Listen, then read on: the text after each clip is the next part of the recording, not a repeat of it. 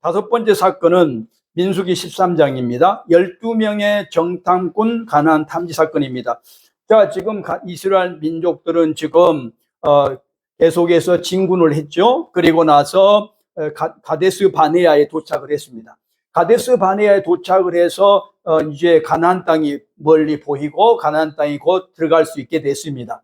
그런데 이 많은 사람들이 두려움에 떨게 됐어요. 가나안 땅에 들어가서 지금까지 많은 준비를 한 가나안 사람들과 어떻게 싸울 수 있을까? 싸우면 우리가 지지 않을까 하는 고민이 생겼습니다. 뭐 당연한 겁니다. 왜냐하면 가나안 땅은 이 당시에 철기 시대였고요. 이스라엘 민족은 청동기 시대였습니다. 약 100년 정도가 차이난 그런 시대였거든요. 100년이 차이났기 때문에 싸우면 어떻게 되어져요?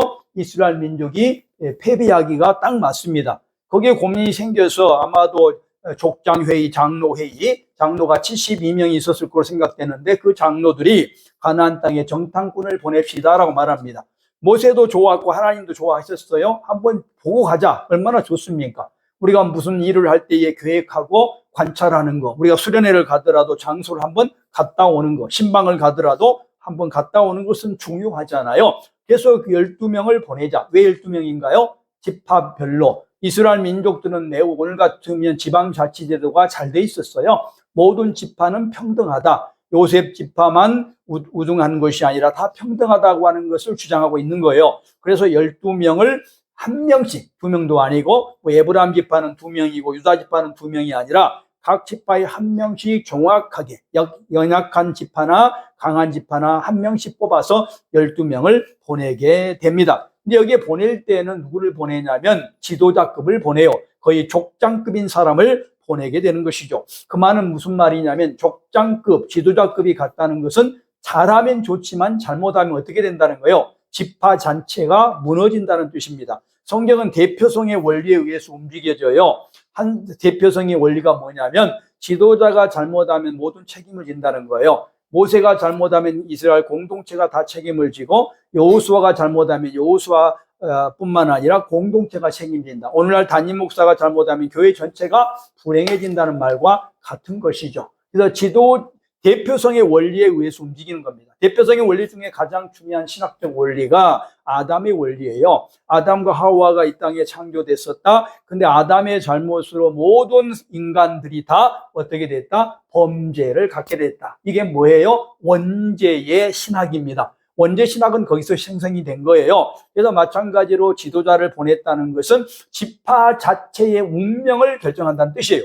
그래서 대표자는 어떻게 해야 돼요? 혼자만 안 되고 파송되기 전에 지파의 장로들, 지파의 사람들과 협의해서 그를 일을 해야 되는 거예요. 그래서 어떻든 간에 그들이 파송됩니다. 파송되는 목적이 있죠. 거기 가서 모든 것을 조사해라. 토지의 비옥감, 수목의 상태, 그리고 열매가 있는가 없는가, 풍요로운가 풍요롭지 않은가를 조사해라는 거예요. 왜냐하면 아브라함 이후, 또 야곱 이후에 가나안 땅을 정복해라고 하는 소명을 받았지만 그러나 거기가 얼마나 잘 사는지는 모르잖아요. 하나님께서는 말씀으로만 거기에 젖과 꿀이 흐르는 땅이라고 말했지만 진짜 젖과 꿀이 흐르는 땅인지를 우리가 알 수 없잖아요.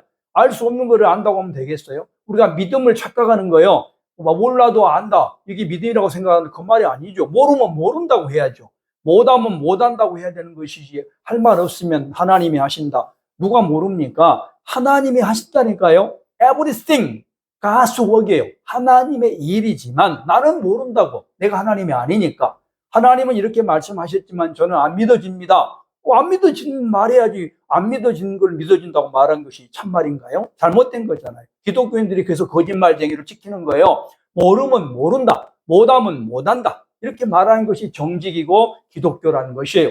그래도 마찬가지예요. 지금 모르니까 어떻게 돼요? 12명이 파송을 하게 되는 겁니다. 파송을 해서 어디로 가요? 바란 광야를 통해서 헤브론에 갑니다. 헤브론이 어떤 땅? 아브라함이 최초로 땅을 산 땅. 자기 사라의 무덤을 산 땅이 헤브론 지역이죠. 다윗도 거기에서 헤브론에서 국가를 1010년에 세우잖아요. 1010년의 국가를 세워서 7년 반 동안 다스린 수도가 헤브론이에요. 굉장히 중요한 지역이에요. 근데 헤브론이 왜 갔을까요?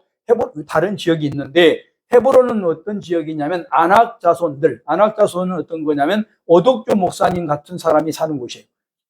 키가 크고 등치가 좋은 분들이 잘생긴 사람들이 사는 곳. 그래서 아낙 자손이 사는 곳입니다. 이들을 이길 수 있다면 가나안은 우리 것이 되는 거예요. 그래서 헤브론 지역의 조사에 의해서 모세가 공부를 하고 조사에 의해서 헤브론 지역으로 지도를 만들어서 보내게 된 것입니다. 그리고 돌아다니다가 에스골 골짜기에서 포도 한 송이를 가지고 두 사람이 메고 무화과와 석류를 다 가지고 짊어지게 오게 됩니다. 석류가 왜 그랬을까 고민이 됩니다. 왜 지금 무화과는 이해가 되어져요? 이스라엘 민족의 가장 중요한 과일이 세 가지가 있죠. 포도가 있죠. 포도는 뭐죠? 음료수고, 무화과는 밥이고, 그 다음에 올리브는 기름, 약입니다. 세 가지가 이스라엘 민족에게 필수용품이에요. 하나님은 항상 어디 가나 세 가지를 이스라엘 민족에게 선물로 주셨어요. 그곳이 있는 곳을 코스로 만들어 간다고요. 그래야 안 죽으니까. 왜냐하면 먹고 마시고 치료해야 되잖아요. 세 가지가 지금도 중요하지 않습니까? 그래서 오늘도 의대가 중요하고 식당이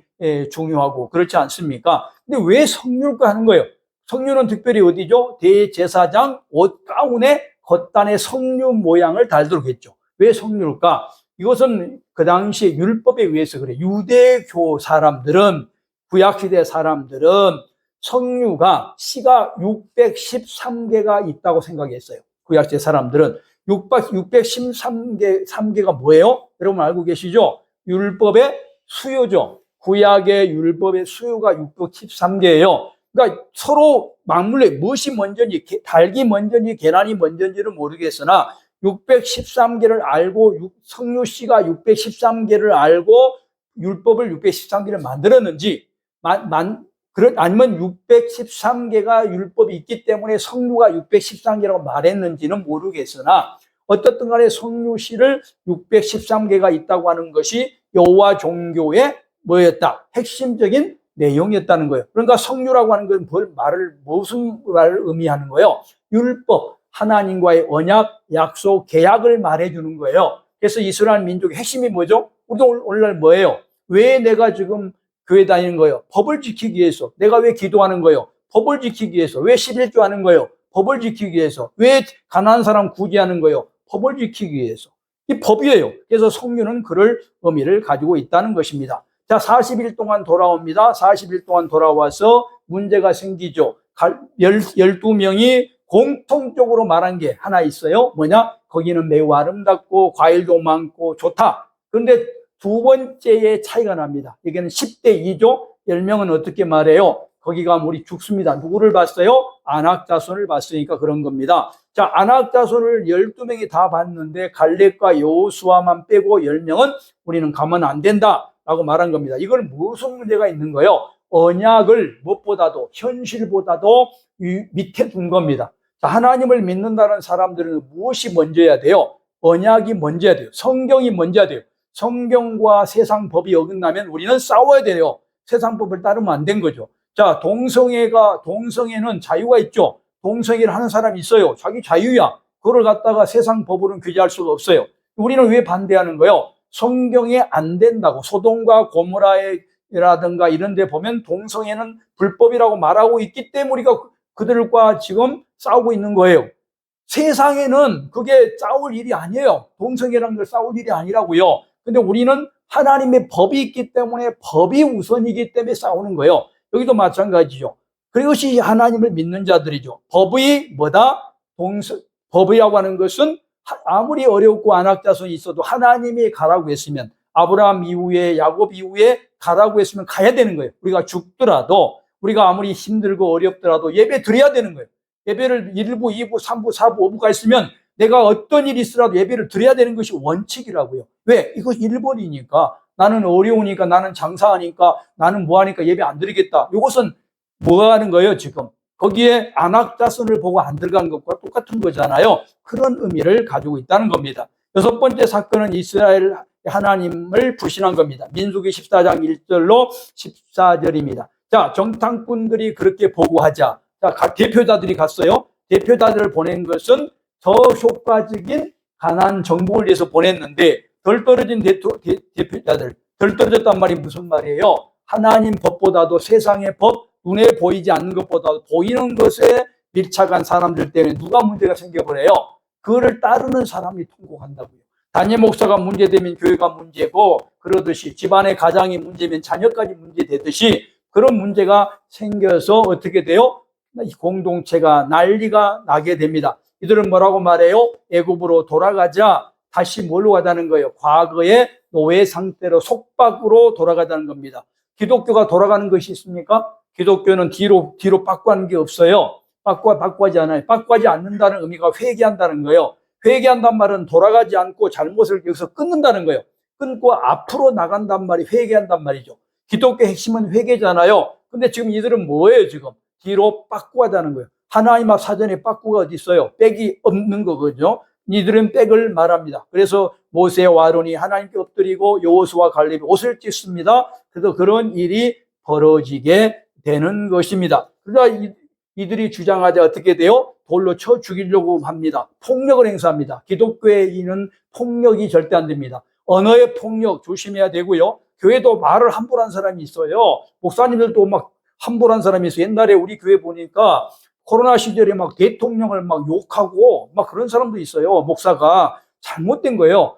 언어 폭력도 해서는 안 돼요. 절대로. 특별히 이게 육신적으로 폭력해서도 안 되는 것이죠. 그건 잘못된 거거든요. 이들이 지금 덜 떨어진 것이니까 하나님을 잘못 믿다 보니까 돌로 치어 죽이려고 폭력을 행사합니다. 폭력은 문제를 해결하는 것이 아니라 문제를 만드는 원흉이 되는 거예요. 그렇죠? 그래서 하나님 앞에 이런 악이 행해지게 됐다라는 것이 6번째까지 사건이 되는 것이죠.